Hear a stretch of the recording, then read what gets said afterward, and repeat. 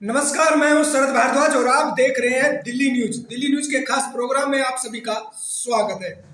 आज हम पहुंचे हैं मटियाला विधानसभा के द्वारका ए वार्ड में। यहां कांग्रेस के पूर्व प्रत्याशी मनोज गुप्ता 5 सालों से लगातार घर घर कांग्रेस की झंडे को गाड़ रहे हैं। अब ये महिला सीट से जनरल सीट हो गई है, तो दावेदारी मनोज गुप्ता यहां पर कांग्रेस की तरफ से ठोक रहे हैं। और क्या मुद्दे हैं, किन मुद्दों को लेकर लोगों के बीच में जाएंगे, किन मुद्दों को लेकर कांग्रेस की बात की जाएगी, आज सालों सवालों का जवाब मनोज गुप्ता देंगे, जो दावेदारी कर रहे हैं द्वारका ए वार्ड से। सबसे पहले तो बहुत बहुत स्वागत है आपका। बहुत बहुत धन्यवाद भारद्वाज जी। मनोज गुप्ता जी, देखा जाए आप 18 साल की उम्र में कांग्रेस का हाथ पकड़ लिया था जी। लगातार आप कांग्रेस की बात करते आ रहे हैं। अब मटियाला विधानसभा में तो लगातार ऐसा कोई घर नहीं होगा जिसमें रवि गुप्ता के नाम से, मनोज गुप्ता के नाम से नहीं जाना जाता हो। बिल्कुल ठीक कह रहे हैं। पिछले कई वर्षों से मैं कांग्रेस पार्टी से जुड़ा हुआ हूँ। मैं डूसू चुनाव से लेकर यूथ कांग्रेस से लेकर ये जो सीनियर कांग्रेस पार्टी है वहाँ तक मैं अभी तक पहुँचा हूँ। और कांग्रेस पार्टी ने भी मेरे को लास्ट 2017 में मटियाला वार्ड से कांग्रेस पार्टी का कैंडिडेट बनाया था। हम लोग वहाँ से चुनाव लड़े थे। लेकिन ये सच है कि कांग्रेस पार्टी में मैं जब से जुड़ा हूँ तब से लेकर आज तक 18 वर्ष 19 वर्ष की आयु से लेकर आज मेरी उम्र लगभग 45 साल हो गई है। मनोज गुप्ता जी, देखा जाए तो असली कार्यकर्ता मनोज गुप्ता लगते हैं कि नीचे दरी से बिछाकर पोस्टर लगाने चिपकाने तक, और जो है आप लगातार पार्षद, विधायक, सांसद तक के चुनाव लड़ा चुके हैं। चुनाव में ये तो नहीं कह सकता कि मैंने चुनाव लड़ा है। ये जरूर है कि जब जब कांग्रेस पार्टी का कैंडिडेट हमारे इस वार्ड के अंदर, विधानसभा के अंदर, लोकसभा के अंदर पार्टी ने जिसको भी टिकट दिया, हम लोगों ने जमीन पे रह के कांग्रेस पार्टी के लिए काम किया है, बड़ी ईमानदारी से काम किया है। और कांग्रेस पार्टी में इतने वर्षों में रहने के बावजूद मैं आज भी अपने आप को बहुत अपना कांग्रेस पार्टी का छोटा सा वर्कर ही मानता हूँ। और कांग्रेस पार्टी जो मुझे आदेश देती है वो मैं काम धरती पे करता हूँ और घर घर जाके कांग्रेस पार्टी का प्रचार करता हूँ। गुप्ता जी, ये वार्ड द्वारका ए वार्ड है और ये अब जनरल सीट होगी, महिला सीट यहाँ से। क्या लगता है कि 5 सालों में आपके वार्ड में, आपकी पोस्ट कॉलोनी में, आपके स्लम बस्ती में क्या क्या विकास यहाँ की मौजूदा पार्षद ने कराया होगा? देखिए, जो विकास अगर इस वार्ड द्वारका ए में हुआ है या तो पार्षद महोदय बता सकती है, और अगर नहीं हुआ है तो यहाँ की जनता बता सकती है। अगर मैं इसके ऊपर कोई टिप्पणी करूंगा तो लोग ये कहेंगे कि मैं कांग्रेस पार्टी का हूं, तो मैं उनकी बुराई कर रहा हूं या मैं उनके काम के बारे में, जो उन्होंने किए नहीं है उनके बारे में बता रहा हूं। इस काम के बारे में जानकारी चाहिए, आप इस एरिया में निकलिए, आपको पता लगेगा पिछले 5 साल के अंदर यहाँ पर जो भारतीय जनता पार्टी की पार्षद है उन्होंने कितने विकास कार्य किए, ये आप जमीन पर उतर के देखेंगे। और मुझे ऐसा लगता है कि आप लोग हमेशा इस वार्ड के अंदर हमेशा आते रहे हैं और आप लोगों ने लोगों का दुख दर्द देखा और लोगों की बातें भी सुनी कि उनको क्या परेशानियों का यहाँ पर सामना करना पड़ रहा है। मैं समझता हूँ इस 5 साल के अंदर इस सेक्टर 3 के अंदर जहाँ हम बैठे हुए हैं बहुत काम करने के थे एमसी के द्वारा, लेकिन वो काम नहीं हो पाए। और अब 1-2 महीने बाद, 3 महीने बाद चुनाव सर पे है, उसके बावजूद मैं तो यही कहूँगा कि अभी भी समय है। यहाँ के जो नुमाइंदे हैं, जो यहाँ की पार्षद हैं या विधायक है, वो सेक्टर 3 में और द्वारका वार्ड की अगर हम बात कर रहे हैं तो यहाँ पर पब्लिक के काम। देखा जाए ये आपका वार्ड, देख यहाँ पे लगातार आप कार्य कर रहे हैं 5 साल से।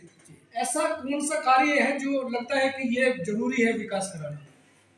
अगर मैं सेक्टर 3 की बात करूँ या पूरे द्वारका की बात करूँ तो इसके अंदर सबसे ज़्यादा मुझे जो समस्या नज़र आती है, अगर हम 3 में बैठे यहाँ की बात करूँ तो सीवर की बड़ी समस्या। यहाँ पर डेली सीवर ओवरफ्लो रहता है, लोगों के घरों में गंदी नाली का, गंदे पानी का हमेशा घर के अंदर भरा रहता है, चाहे वो किचन हो, चाहे उनके टॉयलेट बाथरूम हो, चाहे कमरे हो।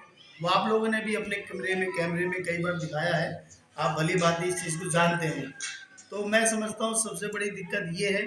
और दूसरा, जो केजरीवाल साहब ने कहा था कि बिजली के बिल नहीं आएंगे, पानी के बिल नहीं आएंगे, आज हम सेक्टर 3 जे क्लस्टर में बैठे हैं, यहाँ पर आप जाके देखिए, आप लोगों ने भी कवर किया है, सभी के घर के ऑलमोस्ट घरों के पानी के बिल भी आए, किसी का 10,000, किसी का 20,000, किसी का 1-1 लाख रुपए तक का बिल आया हुआ है। बिजली के बिल भी ऐसे आए हैं, सीवर की समस्या वहीं की वहीं है, सफाई व्यवस्था बिल्कुल नहीं है।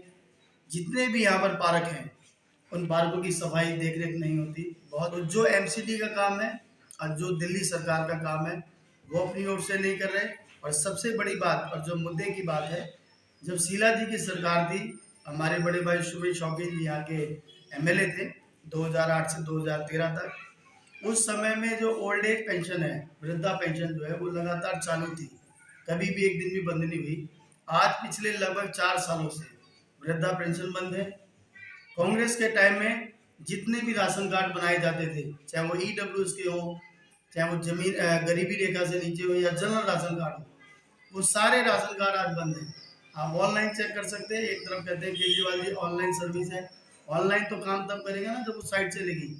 आप जाके देखिए, ना वृद्धा पेंशन आज नहीं बन रही है, ना नया राशन कार्ड बन रहा है।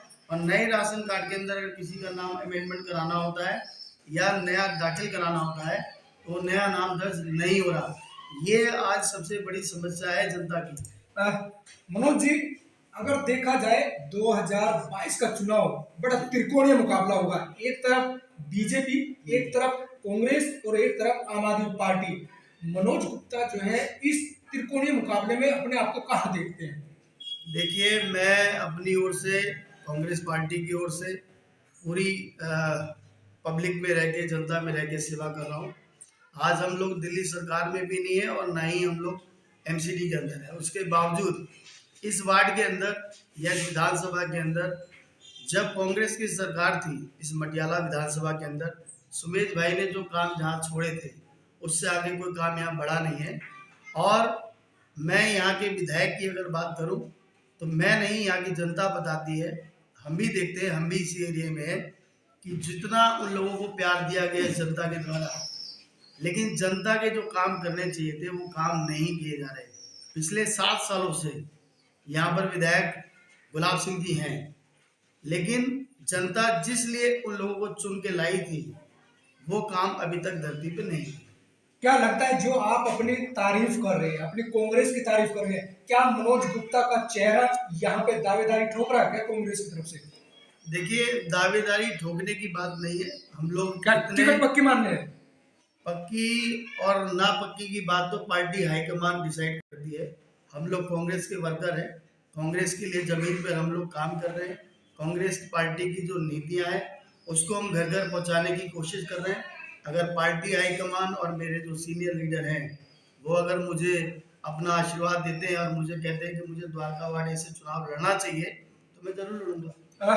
मनोज जी, अगर देखा जाए कांग्रेस पहले नंबर 1 पे हुआ करती थी, आज कांग्रेस का नाम लेने वाला बहुत कम व्यक्ति हो गया। आज कांग्रेस को तीसरे क्या चौथे नंबर पे भी देख रहे हैं। आपने 2017 के चुनाव में भी देख लिया होगा। देखिए, ऐसा है, कोई भी पार्टी हो, जो पार्टी आप लोग कह रहे हैं कि कोई पहले नंबर पे, कोई दूसरे नंबर पे, कोई तीसरे नंबर पे, ये समय की बात होती है, पब्लिक की बात। मतलब ग्रह चाल सही नहीं है कांग्रेस।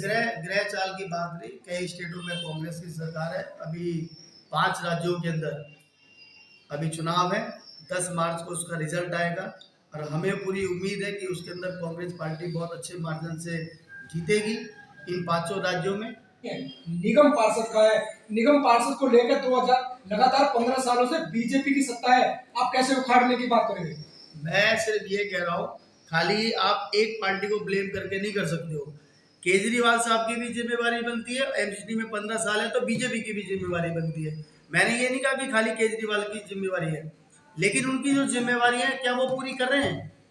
वो भी पूरा नहीं कर रहे ना। वो अलग अलग स्टेटों में जाके सिर्फ अपनी पार्टी का प्रचार कर रहे हैं। पहले दिल्ली के हाल को देखो, कोविड टाइम में दिल्ली का कितना बुरा हाल था। क्या कोविड टाइम में दिल्ली की सरकार ने पब्लिक के लिए कुछ किया? नहीं किया। तो मेरा सवाल सिर्फ उस बात के लिए। और एमसीडी की अगर आप बात करोगे तो इसमें कोई दो राय नहीं है। पिछले 15 साल से कंटिन्यू एमसीडी में भारतीय जनता पार्टी की सरकार है। 2022 में जी 272 में क्या लगता है मनोज गुप्ता को कांग्रेस कितनी सीट ला सकती है? सीट लाने और दिलाने की अगर बात करो वो जनता के ऊपर निर्भर करता है। हम अपनी बात को जनता तक बहुत अच्छे से पहुंचाएंगे। कांग्रेस पार्टी का लोगों ने काम देखा है। शीला दीक्षित 15 साल यहाँ पर सीएम रही, शीला दीक्षित ने दिल्ली का नक्शा बदला है। कांग्रेस पार्टी ने हमारे विधायक सुमित शौकीन जी से मटियाला विधानसभा में निस्वार्थ सेवा की एक काम किया है। हम उस काम के नाम पर वोट मांगेंगे। और बात रही कंपैरिजन करने की, तो जिन लोगों ने कांग्रेस के समय का काम देखा है और अब आम आदमी पार्टी दिल्ली में चला रही है, आम आदमी पार्टी का काम देख रही है, आज पब्लिक त्राही कर रही है, लोग परेशान हैं और वो चाहती है कि अब दोबारा से कांग्रेस पार्टी आए और हमारी सेवा करे। चलिए, बात करने के लिए बहुत बहुत बहुत बहुत धन्यवाद। मेरा लास्ट क्वेश्चन, जी जी, मटियाला विधानसभा में आप एक नजर नहीं, पूरी सातों के सातों वार्डों में नजर रखते हैं जी, 7 में से कितनी? सातों में से सातों सीट कांग्रेस पार्टी जीतेगी, इसमें क्या दो राय है? मैंने बताया ना, लोग अब देख ये रहे दावा हैं। तो हर कोई करता है, जब पार्टी का इंटरव्यू होता है किसी का तो तो उसका मुझे- दावा करता है, हम कहते हैं। मुझे भी अधिकार, आपको क्या लगता है? मुझे भी अधिकार किससे है। टक्कर? किससे टक्कर? किसी से टक्कर नहीं है। आम आदमी पार्टी या बीजेपी से? मैं उनको समझता ही नहीं, कोई टक्कर नहीं है। क्या बात कर रहे हो आप? पार्टी टक्कर देने वाला मैं नहीं, मैंने फिर बोला दोबारा से बोल रहा हूँ, टक्कर जनता देगी, जवाब जनता देगी। किसको देगी? आम आदमी पार्टी और भारतीय जनता पार्टी को। मनोज को नहीं देगी? मनोज को सपोर्ट करेगी। मैं जमीन पर रहकर काम कर रहा हूँ, तो मुझे सपोर्ट करेगी, अपना आशीर्वाद देगी जनता। चलिए, बात करने के लिए बहुत बहुत शुक्रिया। तो ये थे मनोज गुप्ता, जो दावेदारी ठोक रहे हैं द्वारका ए से, और ये दावा कर रहे हैं कि अब की बार मटियाला विधानसभा के 7 वार्डों में यहाँ कांग्रेस की लहर आएगी। अब ये समय ही बताएगा, 2022 का चुनाव हो जाएगा तो कितनी यहाँ सीट निकल कर आती है। शरद भारद्वाज, दिल्ली न्यूज।